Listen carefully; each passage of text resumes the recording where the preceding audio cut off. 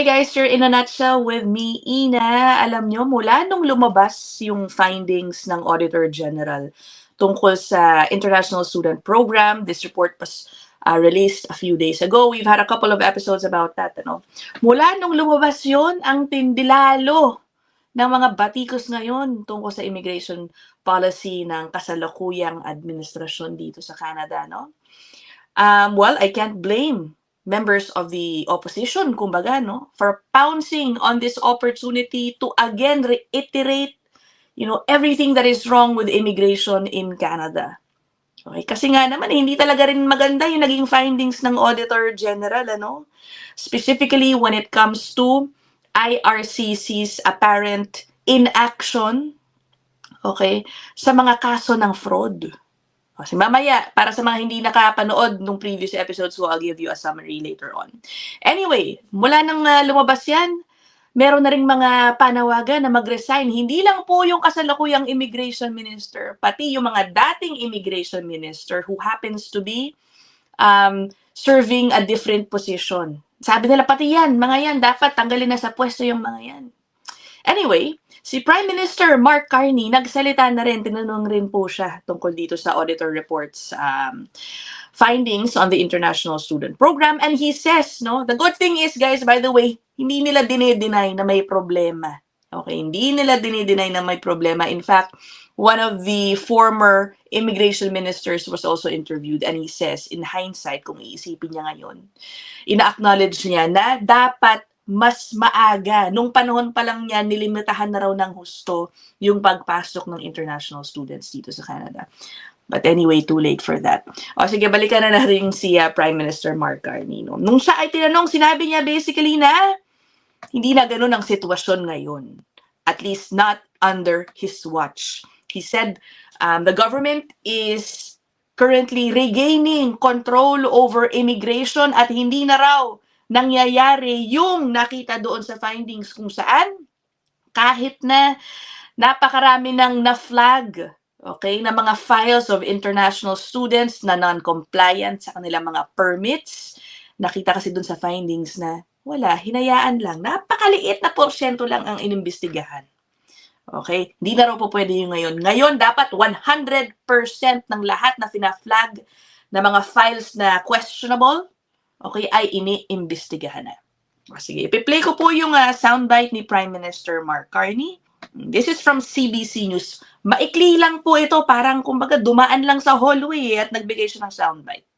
The AG says she has serious concerns about the integrity of the immigration system when it comes to investigations. Are you doing anything to fix this? Message on immigration. We're taking back control on immigration. You've seen temporary worker numbers down by 50%, asylum claims down by a third. Foreign students, new foreign student numbers down. Investigations aren't happening. New foreign student numbers down by 60% since this government came in, and 100% investigation since 2025, which is as long as I've been Prime Minister. Okay, sabi niya, 100% investigation daw sa lahat ng mga kasong kailangan imbestigahan. Para sa mga hindi po kasi nakanood siguro no nung previous episodes ko.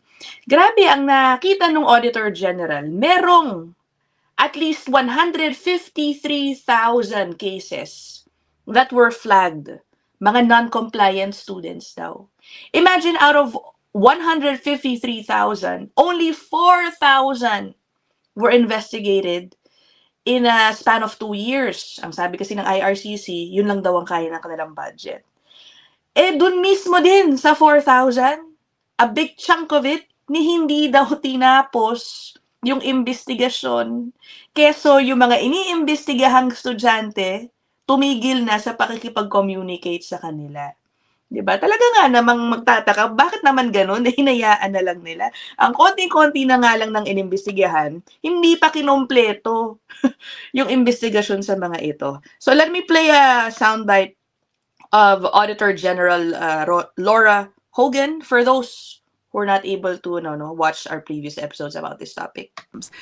But I think when you look at integrity, while there were some adjustments made to improve the integrity of the program, what's concerning for me is that the department isn't acting on the information that it has. there are so many things that were raised by the department themselves and then no follow through.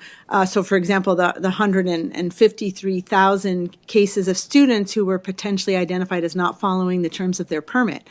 While only 4,000 were investigated, within those 4,000, about half of them were closed because the students stopped communicating with the immigration department. I would expect that they'll take that all the way through. That should be happening no matter where you are in the reforms. That should be acting on the data you have to preserve the integrity of programs, should be something that's worried about at the start when you get an application, throughout the application, and then when the application or the permit has expired. Oh, no, yung problema dun kasi, they were aware of these cases and yet, nahayaan lang nila. Diba? Talagang may kakulangan. Meron pang ang bahagi ng auditor report talking about 800 cases na napatunayan ng may fraud at misrepresentation. Yun nga lang ang nangyari, nakalusot pa rin tong mga ito, and many of those, no, bahagi ng 800, were able to successfully transition into permanent residents dahil merong problema yata sa sistema na hindi alam nung assessing officer dun sa sumunod na application na merong misrepresentation or fraud doon sa nauna nilang application. Diba? Yung mga ganyang bagay ba? Anyway, so as Prime Minister Mark Carney said, hindi na raw ganyan ngayon ang sistema, at least since he took office, which was, sometime in 2025. Ngayon, isa po sa biggest changes, okay, na tinutulak ng gobyernong ito as part of its immigration reform ay yung Bill C-12. Madalas po nating pag-usapan din yan dito. And ang latest update, guys, isa na po itong ganap na batas. It received a royal assent, kung tawagin, just yesterday, March 26, 2026. In effect na po ito. Okay? In effect na ito. Yung last episode natin, I think 2 days ago with Attorney Lu, no? Yan na lang kasi yung hinihintay natin, yung sinasabing royal assent. Okay? So, it's all over the social media accounts of IRCC, for example. O, ito yung nasa X nila, no? Bill C-12 is now a law. Yung bahagi ng Bill C-12 na pinaka-inaabangan, no, ng community natin, yung kapangyarihan na meron na ngayon yung IRCC to cancel immigration documents, to suspend the processing of applications, okay, sa iba't ibang mga immigration programs. So ngayon, dahil batas na ito, ang dami namang mga infographics available for you guys to also see for yourselves kung ano ba talaga ang limits ng batas na ito. So sabi dito sa X account, no, ng IRCC, this act strengthens Canada's immigration and asylum systems in 4 areas. Una, ina-update nito yung eligibility rules for asylum claims. Mas magiging efficient na rin daw yung asylum process. Expanded domestic information sharing. At yung pang-apat, yan yung relevant sa atin, ano? New authorities for immigration documents and applications. Okay, merong ganitong website rin. You can search this. This is official from canada.ca. Bago po ito, how we manage groups of immigration applications and documents in relation to Bill C-12. Okay, at dito po, sinasabi ng IRCC, tinitiyak ng IRCC, na huwag kayong mag-alala yung meron na pong PR status. Kahit actually mga temporary resident na status. Hindi po raw bahagi sa batas na ito ang pagbabago ng inyong status, lalo na ang pagre-revoke ng inyong status. No, that is not included raw sa kapangyarihan nila. Ang kapangyarihan lang po na meron sa kanila through Bill C-12 is authority to cancel documents. Halimbawa, a PR card, pwede nilang i-cancel yan. Let us stress, okay, napaliwanag po ito ng ating mga resource persons in the past, specifically sa Attorney Lu. Iba po ang status sa inyong ID, PR ID. Kahit pa po i-cancel yung inyong PR card, okay, gupitin yan. Kahit pa mag-expire yan, your status remains. Balikan nyo na lang po no, yung previous episodes natin with Attorney Lou about this para maunawaan ninyo ng husto. O sige, puntahan natin ulit dito, no? O, sabi dito, as of March 26, in effect na nga to, the Government of Canada has new tools to manage large groups of immigration documents and related applications tulad ng visas, ETAs, work and study permits. Okay? So what we can and can't do, ito ang pwedeng gawin. Cancel, suspend, or change immigration documents. Cancel or suspend application processing. Ito ang medyo mabigat, ano? Pwedeng biglang one day mag-announce na, hindi na po ipaprocess ang mga applications sa certain stream na ito. Yung mga ganyan. And pause application intake. Pwede rin. Basically, tigil muna, isasarado muna ang isang stream na ito. Pwede po yan. Okay. What Bill C-12, or rather the law, no, ang tawag na kasi dito sa batas ay Strengthening Canada's Immigration System and Borders Act. Ang haba. So, yun yung dating Bill C-12. Okay, what they cannot do under this law. The law does not affect asylum claims na ongoing na. And also, they do not, ito yung mahalaga, no? They do not grant, change, or revoke immigration status, such as permanent or resident or temporary resident status. It will not revoke your status. It could amend immigration documents. Medyo nakaka-confuse, ano, kasi iisipin, for example, those na merong temporary resident permits. Paano kung nyari, sinuspend yung permit ko? Anong status ko bilang, let's say, worker? Alam mo, kukunin ko ulit nga si Attorney Lou para dyan, ano, para maklarify ng husto ulit. Specifically for temporary resident status. Ngayon, ano ang posibleng grounds to, let's say, change or cancel certain documents? Ano ang posibleng grounds to cancel or suspend the processing of applications? Nakasulat rin po dito. They can only be used to address matters of public interest. Okay, magbigay sila ng halimbawa dito. Ano ba itong matters of public interest?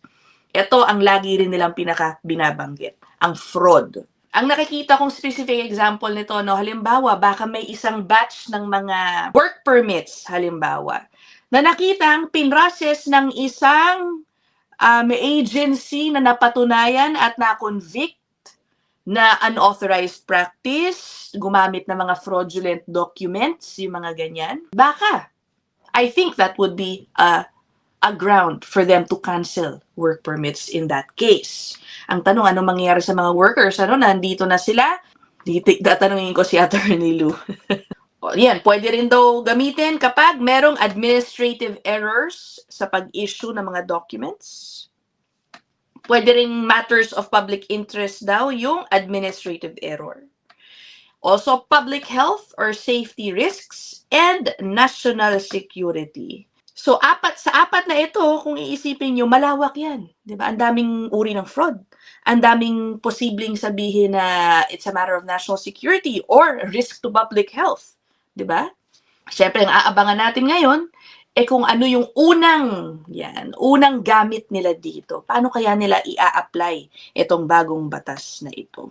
And then we go to this part. Paano sila magde-decide na, sige, approve, no? Dapat i-cancel itong mga dokumentong ito o dapat itigil ang processing ng mga application na ito.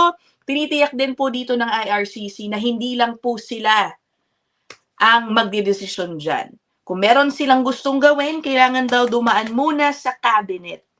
Okay, so the first step is the minister proposes an action for consideration. Okay, if it affects people in Canada, the Minister of Public Safety must also agree to it. Dalawa pala sila. Okay, dalawang ministers muna yung first step. Dadaan sa cabinet. Yan. Cabinet reviews the proposed order, provides advice, considers broader impacts, like impact nito sa ekonomiya, for example. And sabi dito, this decision is not made by a single person because the cabinet nga naman is a group of ministers. And then, pag maaprubahan nila, ayan, okay, the Governor General will then act on it and approves the decision through an order in council. So that is the latest sa Bill C-12. Isa pong malaking bahagi dito sa sinasabi ni Prime Minister Mark Carney sa kanilang effort to regain control of immigration. Alright? If you have questions about it, clarifications, put them in the comment section and I will try my best to raise these questions until I get an interviewee, to answer them. That is it for this episode. I'll see you guys in the next one. Bye!